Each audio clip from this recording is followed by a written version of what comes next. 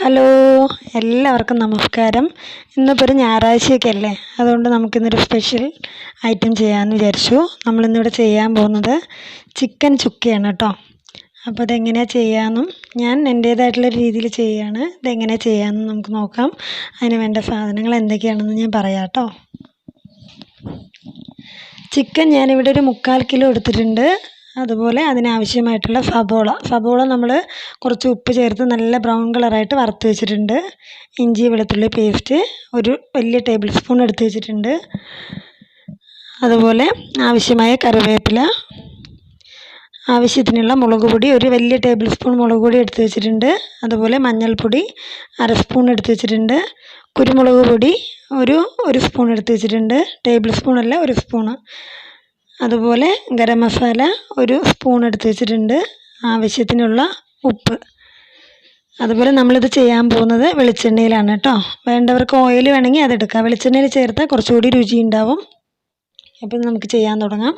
ഒരു വലിയ പാത്രത്തിലേക്ക് നമ്മളിതാ എടുത്ത് വെച്ച് കഴുകി വൃത്തിയാക്കി വെച്ചിരിക്കുന്ന ഇതുപോലെയുള്ള ഒരുപാട് വലിയ കഷ്ണങ്ങളല്ല, ഇതുപോലെയുള്ള കഷ്ണങ്ങളാണ്. നമ്മൾ ചില്ലി ചിക്കനൊക്കെ നുറുക്കിയെടുക്കില്ലേ, അതുപോലെയുള്ള കഷ്ണങ്ങളാണ്.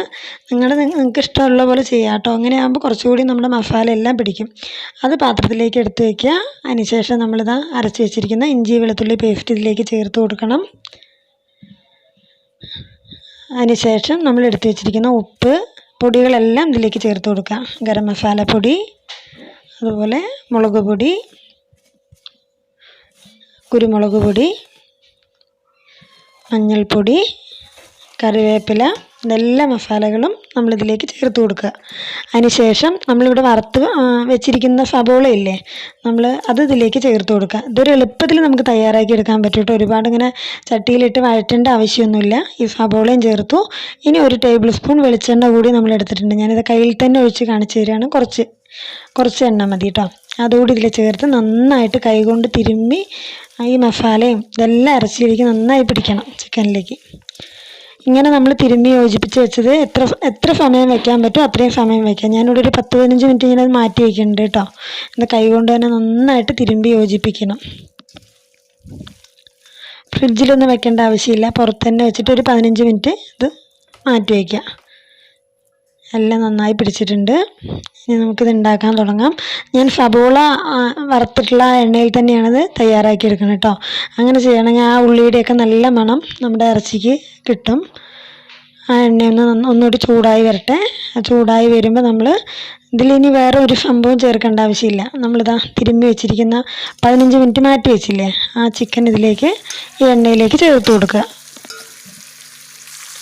ഇത് ചേർത്തിട്ട് ഇതിൽ വെള്ളമൊന്നും ചേർത്ത് കൊടുക്കേണ്ട ആവശ്യമില്ല. അതുപോലെ നമ്മളിതിൽ മുളക് പൊടി വേറെ ഒന്നും ചേർക്കണില്ല കേട്ടോ. മല്ലിപ്പൊടി ഒന്നും ചേർക്കണില്ല. ഇനി നന്നായി ഇളക്കി യോജിപ്പിക്കുക. ഇങ്ങനെ നന്നായി ഇളക്കി യോജിപ്പിച്ചതിന് ശേഷം ഒരടപ്പ് വെച്ചിട്ട് ഒരു 10 മിനിറ്റ് നേരം കുറഞ്ഞ തീയിലിട്ട് വേവിക്കുക. കണ്ടോ, ഇടയ്ക്കിടയ്ക്ക് നമ്മളൊന്ന് ഇളക്കി കൊടുക്കണം കേട്ടോ. ഞാൻ 2-3 പ്രാവശ്യം ഇളക്കി കൊടുത്തിരുന്നു. നമുക്ക് എത്രയാണോ ആവശ്യം, ഇപ്പോൾ കുറച്ച് ഗ്രേവി വേണ്ടവർക്കാണെങ്കിൽ അതിൻ്റെ ഇടയ്ക്കുള്ള ആ ഒരു സ്റ്റേജ് ഉണ്ടല്ലോ, നമ്മുടെ ചിക്കനിൽ നിന്നൊക്കെ വെള്ളം ഇറങ്ങി വന്നിട്ടുള്ള ആ ഒരു ഗ്രേവിയുള്ള സമയത്ത് അങ്ങനെ തന്നെ ഓഫ് ചെയ്യുക. അപ്പോൾ തന്നെ നന്നായിട്ട് ചിക്കൻ വെന്തിട്ടുണ്ടാവുമല്ലോ. ഞാനിപ്പോൾ ഇവിടെ ഒരു ഫ്രൈയുടെ രൂപത്തിലാണ് ചിക്കൻ ചുക്കി എടുക്കുന്നത്. അപ്പോൾ നന്നായിട്ട് ഒന്നുകൂടി ഒന്ന് ഫ്രൈ പോലെ ആയി വരട്ടെ.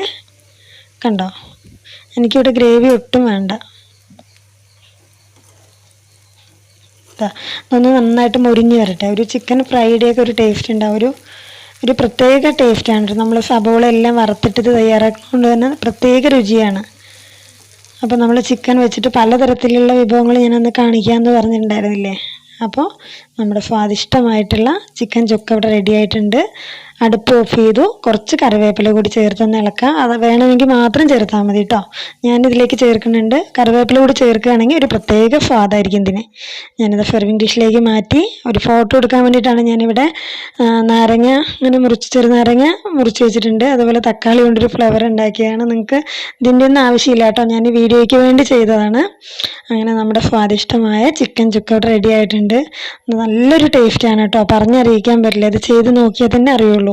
ഇനി ഇതേപോലെ ഇത് ചെയ്ത് നോക്കിയിട്ട് എങ്ങനെ ഉണ്ടായിരുന്നു എന്നുള്ള നിങ്ങളുടെ അഭിപ്രായങ്ങൾ എന്നെ കമൻറ്റ് ബോക്സിൽ കൂടെ അറിയിക്കണം.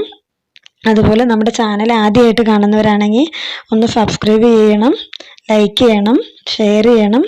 ഇതുപോലെ വളരെ എളുപ്പത്തിലുള്ളൊരു വിഭവമായിട്ട് നമുക്ക് അടുത്തതിൽ കാണാം.